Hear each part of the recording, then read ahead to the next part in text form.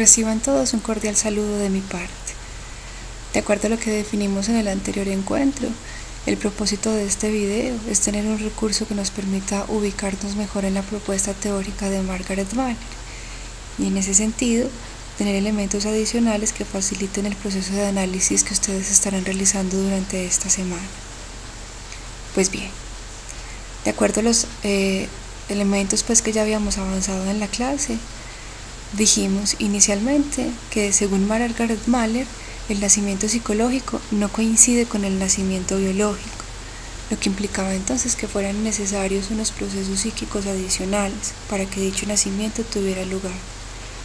A partir de allí, entonces Margaret Mahler propone el desarrollo evolutivo del psiquismo en un periodo de 3 etapas: autismo normal, simbiosis normal y el proceso de separación-individuación.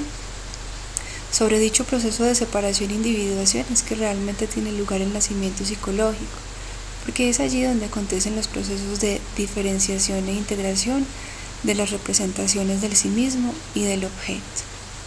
Vamos a tratar de centrarnos detalladamente en cada una de estas fases para que pueda comprenderse no solo lo que alude al desarrollo normal, sino también teniendo en cuenta la propuesta de Althea Horner, lo que facilita la emergencia de organizaciones psíquicas.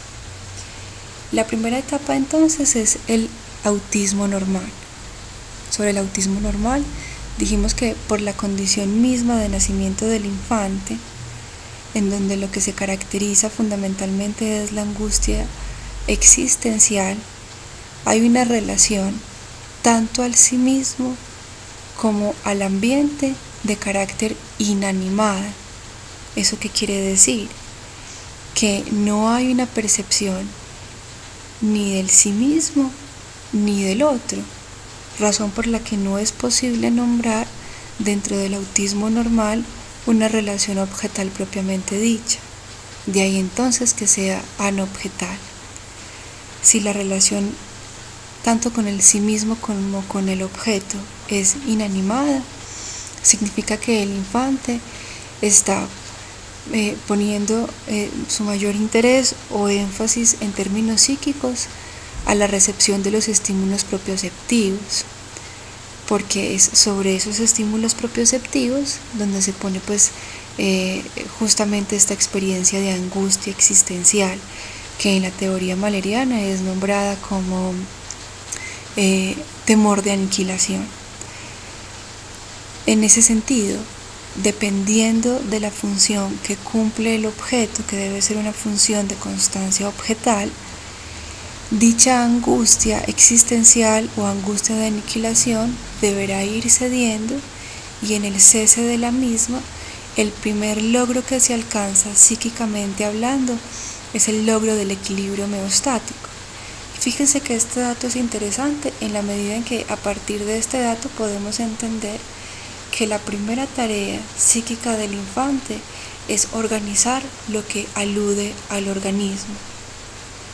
Cuando dicho equilibrio homeostático se ha alcanzado, recordemos que las etapas no se dan de forma separada o fragmentada, sino que se superponen. Entonces, una vez alcanzado dicho equilibrio homeostático, de forma superpuesta, encontramos la segunda etapa, que es la que alude a la etapa de simbiosis normal. Como su nombre lo indica, en dicha simbiosis deben corresponderse a esta sociedad tanto el infante como el objeto, siendo este objeto no propiamente diferenciado en la medida en que lo que se ha puesto allí es una catexia libidinal. Se había pasado de una condición inanimada a una catexia libidinal. Es importante que puedan establecer la diferencia entre catexia libidinal y catexia específica.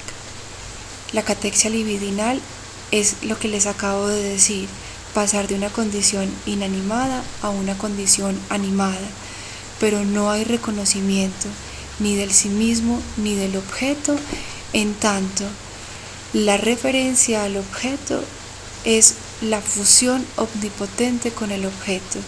es decir, el sí mismo y el objeto son una misma entidad, y se cree que el objeto hace parte de las fantasías o de la recreación fantasiosa por parte del sí mismo.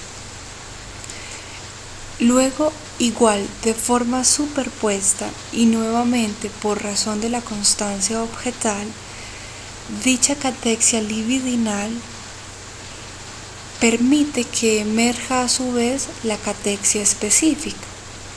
Esa catexia específica dará lugar a un mínimo de diferenciación. Es una diferenciación escasa, pero implica que ya se ha alcanzado un cierto elemento pues de dicha diferenciación, y ahí se asocian pues como fenómenos particulares, por ejemplo, la sonrisa específica. Hay un momento del periodo o del desarrollo evolutivo en el que el infante logra sonreírle y responderle a través de la sonrisa al cuidador de forma específica, y a su vez también es posible observar en ciertos momentos del desarrollo cómo el infante se ofrece a ser cargado solo por parte del cuidador y rechaza que cualquier otra persona externa o distinta o ajena pues de la que él no haya tenido conocimiento se haga cargo de él. Entonces, una vez estos elementos aparecen, pues es posible encontrar que el infante está haciendo un reconocimiento específico del objeto, y en consecuencia que hay un mínimo de diferenciación.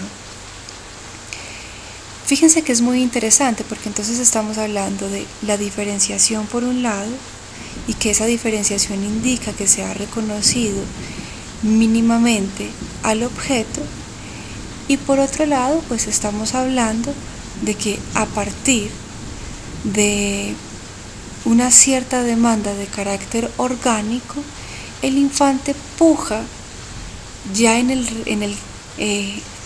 la ejercitación locomotriz, el infante puja a que pueda tener un reconocimiento de su espacio vital. ¿Cómo así que puja a que pueda tener un reconocimiento diferente de su espacio vital?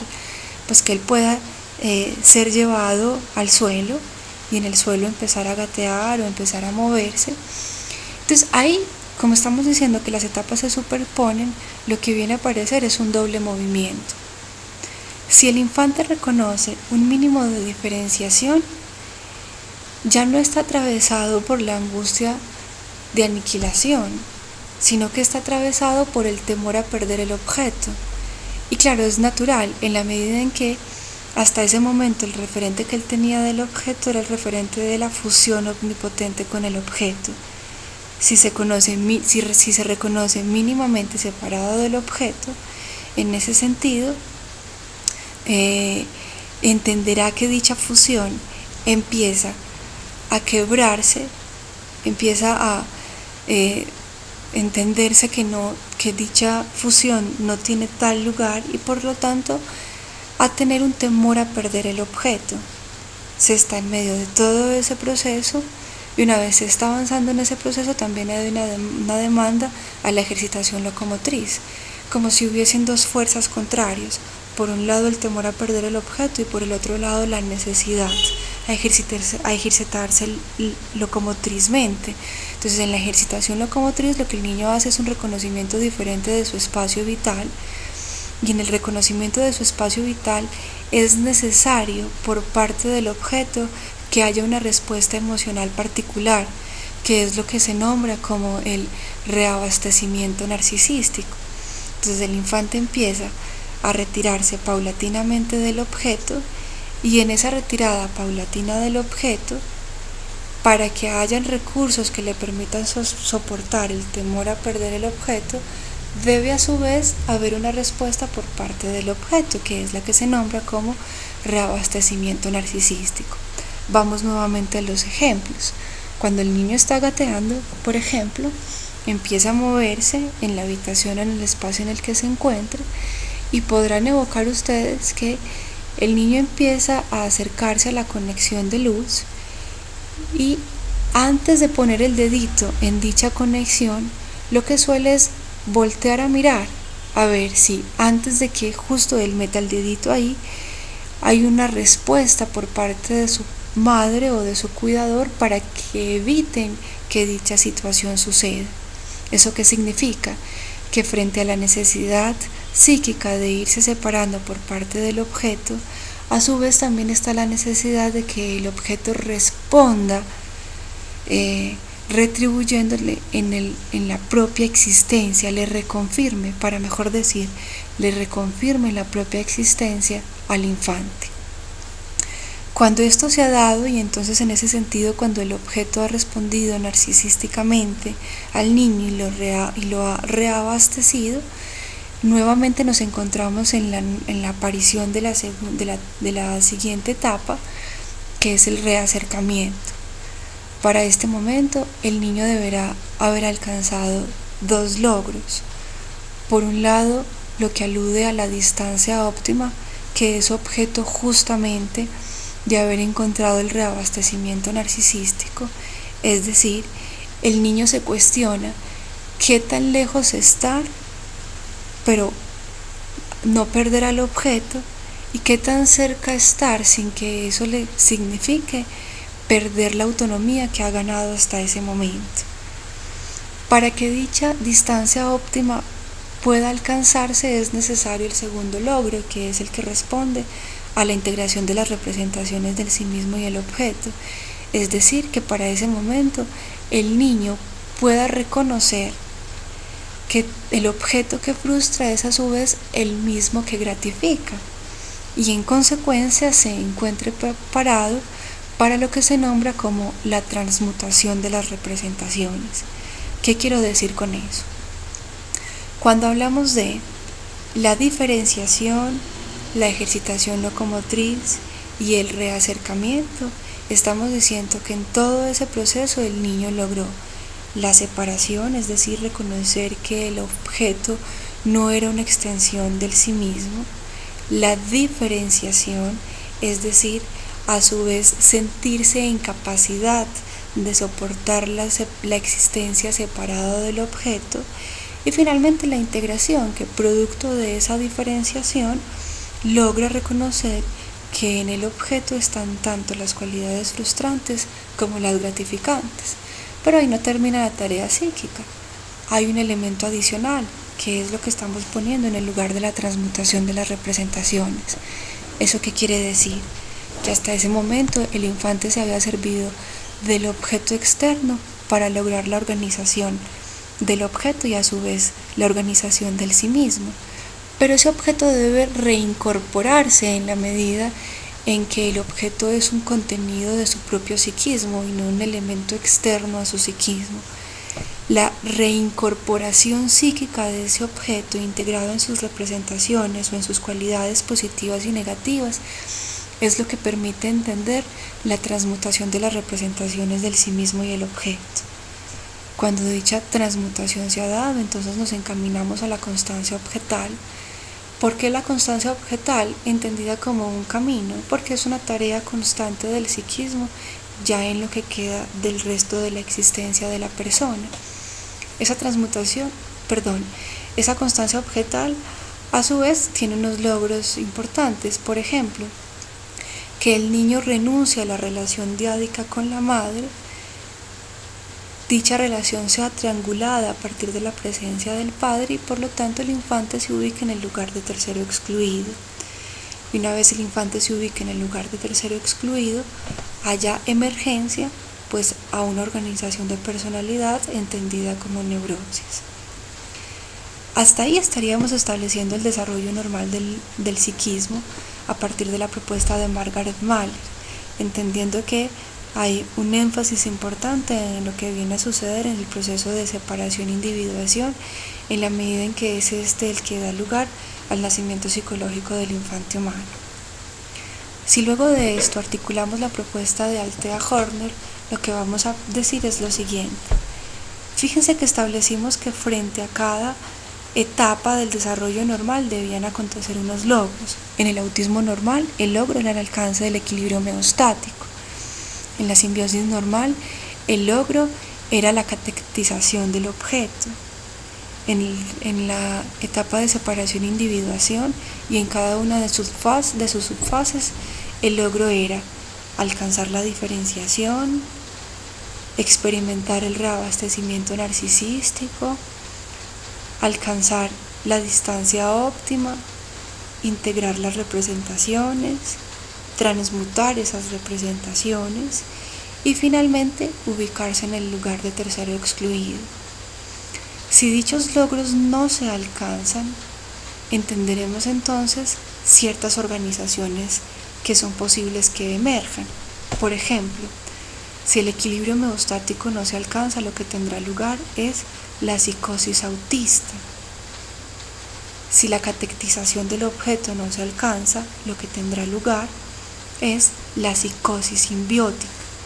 Es decir, que en las dos primeras subfases podemos encontrar la emergencia de una organización psicótica, bien sea esta entendida como autista o simbiótica. Y en ese sentido, lo que habrá para el infante es un déficit de organización, porque no logró organizar en esquemas las representaciones del sí mismo y del objeto. Posteriormente, en la subfase de diferenciación, si no se logra esa diferenciación y el infante no soporta la separación con el objeto y por lo tanto se queda atravesado del temor a perder el objeto, lo que surgirá será un trastorno fronterizo, donde dicho trastorno fronterizo padece de un déficit de diferenciación. No logró diferenciarse suficientemente del objeto para soportar a su vez la separación con el objeto. Luego, si lo que no se logra es el reabastecimiento narcisístico, es decir, el objeto no vino a reconfirmarle a través del reabastecimiento la existencia al infante para que le diera recursos que le permitieran soportar la separación, lo que tiene lugar es un déficit de integración, pues porque sobre ese déficit de integración lo que viene a suceder para el objeto es que se organiza sobre un sí mismo engrandecido pero de forma falseada, como si por dentro estuviera hueco, y es lo que se entiende como los trastornos narcisistas. Tanto el trastorno fronterizo como el trastorno narcisista se ubican en lo que se entiende como los desórdenes del carácter. Y finalmente, si se ha tenido lugar la integración y además de ello la transmutación de las representaciones, pues lo que vendrá a aparecer, como ya lo habíamos nombrado, será la neurosis. En la neurosis no hay déficit, porque en la neurosis se entiende que la estructura ya estuvo dada, tanto en el proceso de organización, como de diferenciación, como de integración. En ese caso, lo que viene a padecer la persona es un conflicto del valor del sí mismo. Y ya no habrá temor a perder el objeto, sino un temor a perder el amor del objeto, porque se entiende los vínculos de forma abstracta y se reconoce que lo que se teme lo que se teme perder es finalmente la vinculación con el otro. Voy a recapitular, tanto a partir de lo que plantea Mahler como a partir de lo que plantea Horner. El desarrollo normal está entendido con autismo normal, simbiosis normal y separación-individuación. En el autismo normal debe alcanzarse el equilibrio homeostático, en la simbiosis normal debe alcanzarse la catectización del objeto. Si el equilibrio homeostático no tiene lugar, aparece la psicosis autista. Si la catectización del objeto no tiene lugar, aparece la psicosis simbiótica, y en ese sentido tendremos un déficit de organización. Luego viene el proceso de separación-individuación, que tiene a su vez las siguientes subfases: diferenciación, reacercamiento, camino a la constancia objetal. Otra vez, diferenciación, ejercitación locomotriz, reacercamiento y camino a la constancia objetal. Entonces ahí debemos alcanzar un mínimo de diferenciación, una vivencia narcisística, una distancia óptima, una integración de las representaciones y una transmutación de las mismas para poderse ubicar en el lugar de tercero excluido. ¿Dónde aparecen los desórdenes del carácter? En lo correspondiente a las etapas de diferenciación, ejercitación locomotriz y reacercamiento, porque es en estas donde debe alcanzarse bien la diferenciación y bien la integración. Si estamos hablando de un trastorno fronterizo, nos estaremos refiriendo a un déficit de diferenciación. Si estamos hablando de los trastornos narcisistas, nos estaremos refiriendo a un déficit de integración. En uno porque la diferenciación no se dio suficientemente, en el otro porque aunque hubo diferenciación, lo que no tuvo lugar fue la integración de las representaciones. Y posteriormente estaría la neurosis, en lo que comprendemos ya como el camino a la constancia objetal. En dicha neurosis no hay déficit, lo que hay es un conflicto del valor del sí mismo, y en ese sentido la neurosis está entendida pues de la forma clásica, bien sea como neurosis obsesiva o como neurosis histérica. ¿De qué se trata entonces? De que bajo estos elementos ustedes aproximen una hipótesis diagnóstica a partir de lo que hayan identificado como el estilo de relación objetal alcanzado por el paciente. Sobre esa hipótesis diagnóstica volveremos más adelante porque yo entiendo que hay unos elementos que hay que poder aclarar al interior de la clase y propiamente pues de manera presencial. Vamos a tratar de organizar esa hipótesis diagnóstica partiendo de los elementos anteriores: estilo de relación objetal, mecanismos de defensa, ansiedad predominante y condiciones del self, tanto el falso self como el verdadero self. Tengan en cuenta que una vez ustedes aproximen esa hipótesis diagnóstica, debe ser valioso también que asocien el déficit que corresponde a la misma.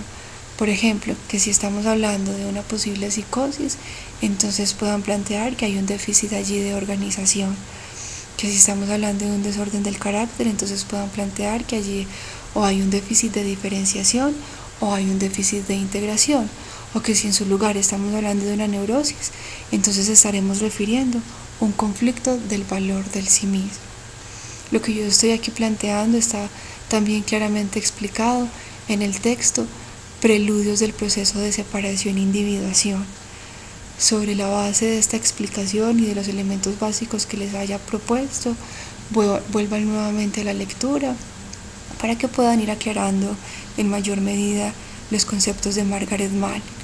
Claro está que sobre esos conceptos volveremos nuevamente pues una vez retomemos las clases en la semana de Pascua, y los podremos ir articulando también en mayor medida y con mayor claridad con otras propuestas que llegarán, fundamentalmente la de Otto Kemper, quien nos permitirá entender mejor cómo es que se organizan dichos cuadros fronterizos, que tienen una complejidad pues particular en la medida en que el cuadro fronterizo, si bien es una entidad psicológica independiente, sintomáticamente hablando presenta elementos similares a la neurosis y elementos similares a la psicosis. Pero como les digo, pues sobre esas explicaciones volveremos posteriormente una vez nos podamos encontrar. Yo espero que este video pueda ser de utilidad para ustedes respecto del trabajo que necesitan realizar esta semana.